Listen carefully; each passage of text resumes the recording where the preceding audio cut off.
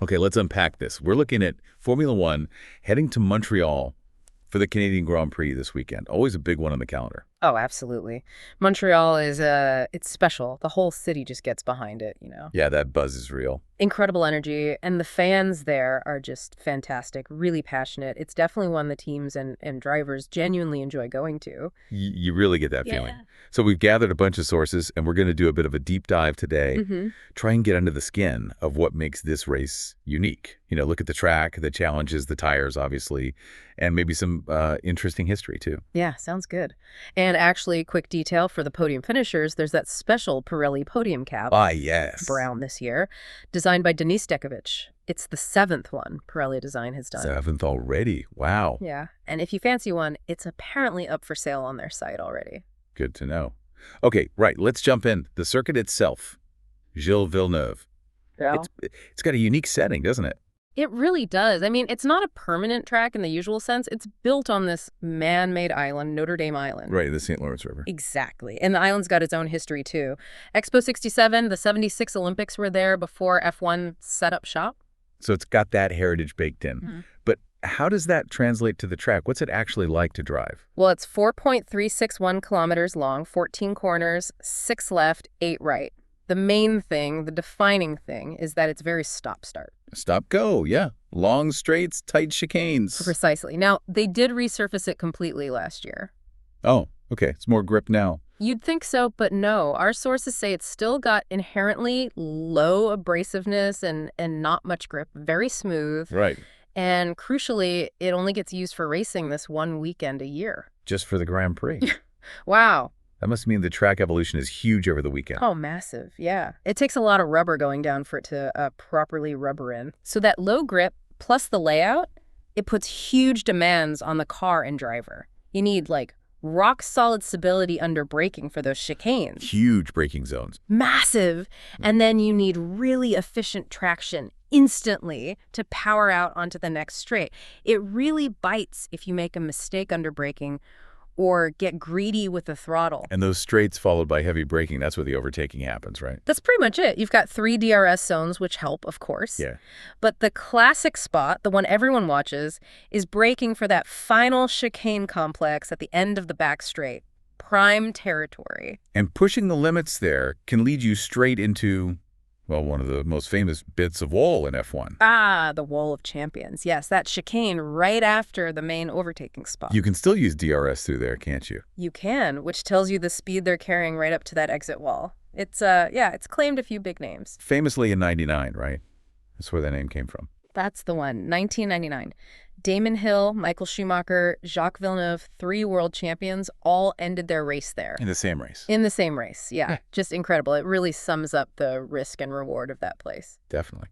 Okay, let's switch focus a bit to the tires. Always a massive factor, especially here. Pirelli's role. Yep. Global tire partner since 2011, but their motorsport history goes way, way back 128 years. That whole race to road idea comes from that deep experience. They supply like 350 championships globally, and they're pushing hard on sustainability too, aiming for carbon neutral by 2030. That's a big goal. So for Montreal this year, tire compounds. They've brought the softest possible selection from their range, the C4, C5, and C6. Hard, medium, soft. Exactly. Yeah. C4 is the hard, C5 medium, C6 soft. And the key thing here is that this is one step softer than what they brought last year. Oh, interesting. Last year was C3, C4, C5? Correct. So we're going softer across the board. Softer tires on a low-grip, smooth track.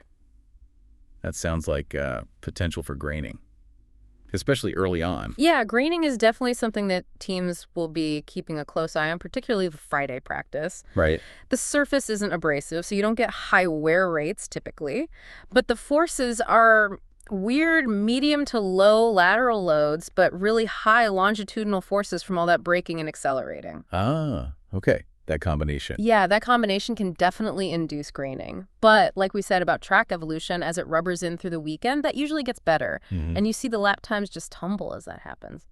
So the softer compounds, does that maybe open up more strategy options? Could push teams to 2 stops maybe if the graining's bad? Or does it just make a 1 stop harder? It definitely adds another variable compared to last year. Could mean more options, yeah. Teams will be crunching the numbers from Friday, looking at degradation, looking at graining, trying to figure out if a one-stop is feasible or if two is safer. Or maybe having to adapt on the fly if things change. Exactly. Which leads us nicely to the other huge factor in Montreal. Oh, yeah? The weather? The weather. Being on an island, surrounded by water, rain is never far away, it seems. It feels like one of the races most likely to get hit by rain each year. Statistically, it is. And it's not just rain temperatures can swing quite a bit too, which also affects tire performance and car setup. The weather here can absolutely turn everything upside down. So if it does rain, what's the tire situation? Pirelli provides 5 sets of the Cinturato Green Intermediates per driver and 2 sets of the Cinturato Blue Full Wets. And the amount of water those things can shift is just mind-boggling. It really is. The Inters can clear, up to 35 liters per second at about 300 kilometers. 35 liters a second. And the Full Wets, for really heavy conditions, can shift up to 85 liters per second at the same speed. 85. Just trying to picture that. It's incredible. Keeps the car from aquaplaning. Have they updated the wet tires recently? Yes. The Full Wet, the Cinturato Blue, got an update for this season. They made the tread blocks stiffer, basically. Help stop them overheating, reduces thermal degradation. Right. And they tweaked the construction, too, to cope better with the massive aero loads these cars generate now. The idea is to make it perform better, closer to the intermediate, without losing that crucial water-clearing ability. Okay, makes sense. And didn't the rules change about heating wet tires? Last year, was it? That's right, yeah. Since 2023, you can't preheat the Full Wets in blankets anymore. Ah, okay. The intermediates still get blankets, but only up to 60 degrees Celsius.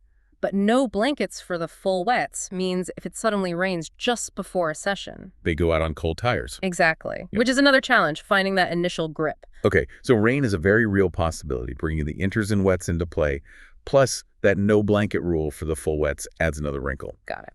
Let's zoom out a bit. Talk history, stats. This race has been around a while. It has. This is the 54th Canadian Grand Prix, first held way back in 1967. And it wasn't always in Montreal. It ran at Mossport near Toronto and also at Mont-Tremblant, the ski resort track, before settling on Notre Dame Island. Right, it moved around a bit. Who's really on this track over the years? Any dominant drivers? Oh, yeah. 2 stand out, Michael Schumacher and Lewis Hamilton. Both have 7 wins here. 7 each. Incredible record. Tied for poles, too, with 6 each. Schumacher shares the fastest lap record with Kimi Räikkönen, 4 apiece.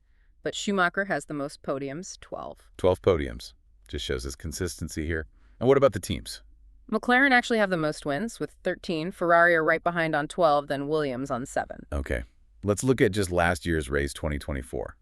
Started wet, didn't it? Proving your point about the weather. It did, yeah. Classic Montreal. Most started on the Inters. The Haas cars, though, they rolled the dice on Full Wets. I remember that. Magnussen was flying early on. He was. Looked like a genius move for a few laps.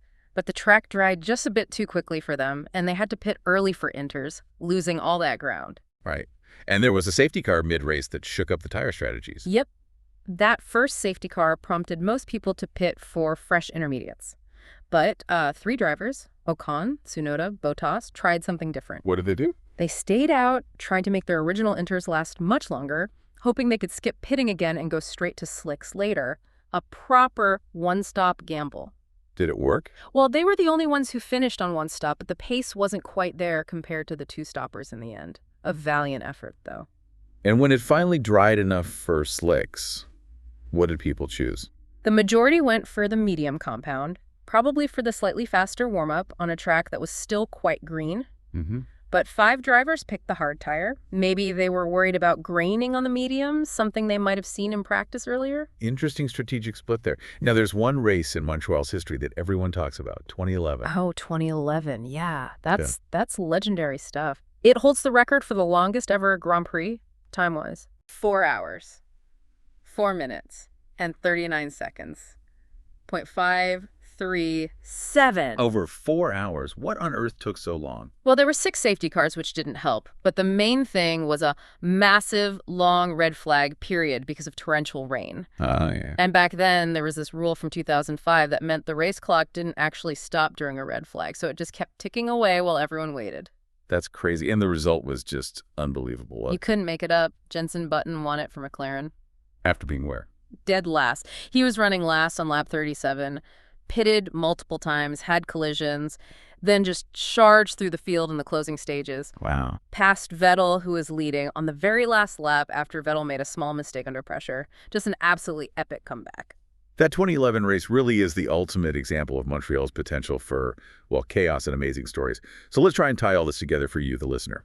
Yeah, I mean, what makes this place so fascinating is how all these different elements combine. You've got that unique stop-start track layout that demands very specific things from the car braking, stability, traction. Right. Then there's the smooth, low-grip surface, which is always tricky. And this year, they've thrown in those softer tire compounds. Which adds that question mark about graining and strategy. One stop, two stops. Exactly. And layered on top of all that is the big one, the unpredictable weather. The rain potential, yeah. Yeah. Which brings in the inters, the wets, the blanket rules. Yeah. It just throws another massive variable into the mix. It means strategy has to be super flexible. Driver skill in changeable conditions becomes even more critical.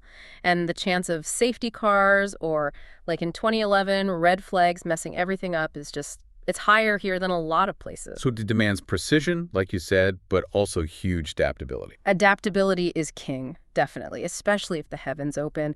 Those crazy moments, the Wall of Champions crashes, Button's 2011 win, they're not flukes. They happen because of the challenges this circuit throws up.